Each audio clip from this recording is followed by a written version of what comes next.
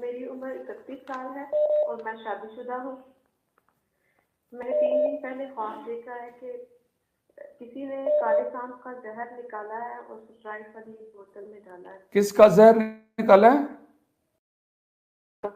Okay. और Sprite वाली बोतल में डाला है और मेरा बेटा सो रहा है। वो किसने निकाला है? वो किसने निकाला है? वो नजर नहीं आ रहा, सिर्फ हाथ नजर आए हैं, काले काले हाथ हैं, किसी ने दस्ताने पहने। ओके, आगे चलें। फिर कहते हैं अननोन बंदे ने सांप का जहर निकाला, नामालूम फर्द ने सांप का जहर निकाला, ऐसे जुमला बोलते हैं। जी। आगे चलें। और मैंने उस स्प्राइट वाली बोतल में थोड़ा पानी मिलाया जिसमें जहर है, ताकि वो जहर पतला हो जाए। और मैंने फिर अपने बेटे को जो सोया हुआ था पहले से 1 चम्मच उसमें से जहर पिलाया है। और फिर मैं खुद सोने लगी हूँ तो मैंने कहा है कि मुझे ये फिक्र लग जाती है कि अगर मेरा बेटा तो उसने बाकी का जहर पी लिया तो उसके लिए बेहतर नहीं होगा। मैं फिर से उठती हूँ और वो जो जहर बाकी बचा होता है उसको नाली में गिरा के और बॉटल वो फेंक देती हूँ। ख्वाब मुकम्मल। आपके बेटे की उम्र कितनी है? 2 साल। आप आपके बच्चे को कोई प्रॉब्लम है, ठीक है, ये बात समझ गए हो? जी जी।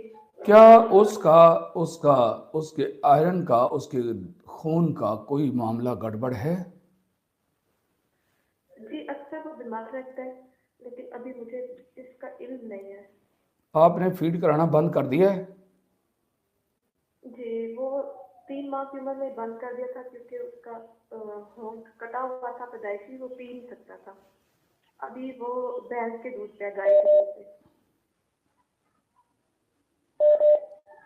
ये एक सवाल पूछा, आप डॉक्टरों के पास गए होंगे, डॉक्टरों ने क्या बोला कि इसका जो ब्लड है वो गाढ़ा है, इसके बारे में आप जवाब दें। सऊदी अरब जी रही थी। जी जी खून गाढ़े के मतलब डॉक्टर से कुछ नहीं बोला, लेकिन इसे 1 साल की उम्र में खून लगा था खून की कमी की वजह से।